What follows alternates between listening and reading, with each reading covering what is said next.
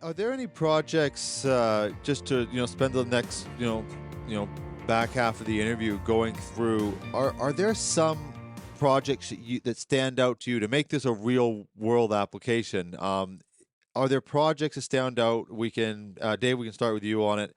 That you go that it sort of exemplifies what we're talking about today. We go, they did it right. They adopted a new technology, whatever that is. Is there one that stands out to you that sort of exemplifies the work that you do with clients? Yeah, I think, one example of that would be solar, right? Solar is well understood. It's been around for a long time. It's a great source of energy.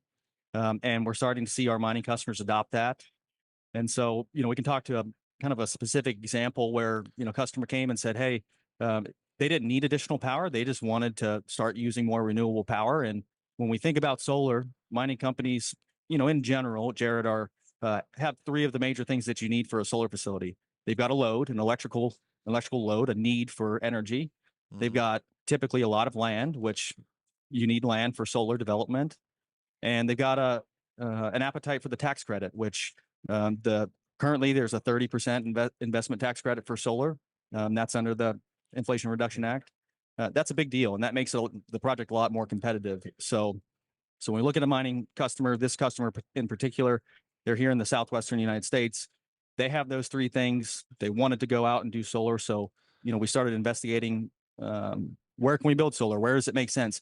How do we tie the new solar generation facility into their existing electrical infrastructure on the site, which can be a challenge. It can be major upgrades. It can disrupt operations, but if you think about it, you plan it through. It's definitely achievable. And so through this process, we worked with them across, I think it was 5 different sites, including a refinery. And so looked at their different sites, worked out how much they could actually produce. And then a part of that is working with the utility as well. You can't just bring on generation on a mine site, and you have to have that interaction, right? And so that's an interconnection study. That's a lot of work back and forth.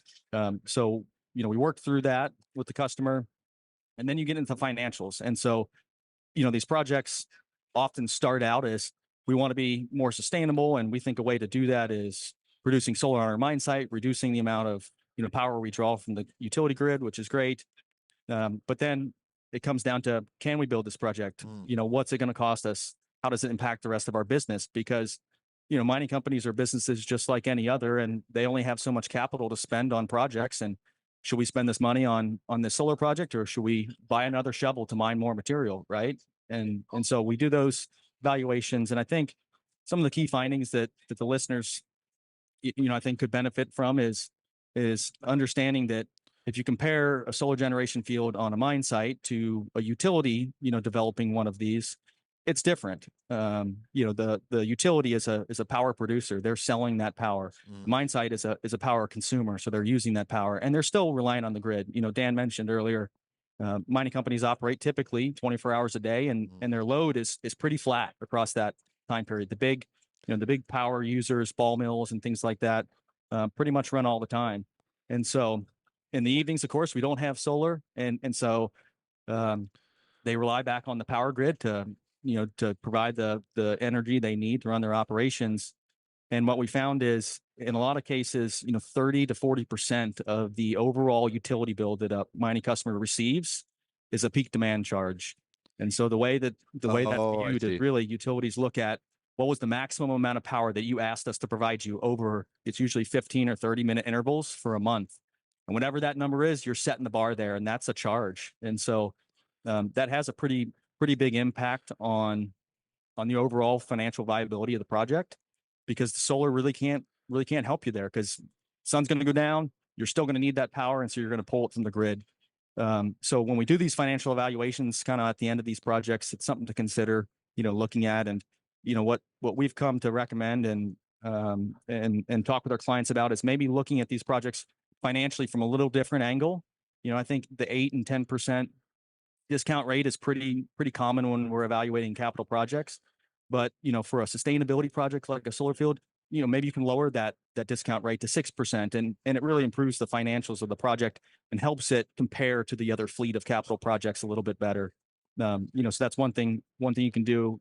And then I think another important area is making sure that you pair the infrastructure type, the investment that you're going to make with the right financing option. So a lot of mining companies self-finance projects like this. And so upfront, it's a big capital outlay, but for a solar facility, that's going to save you money over 20, 25, 30-year period. So it might make a lot more sense to debt finance that over that time and kind of match up the investment with the financing strategy.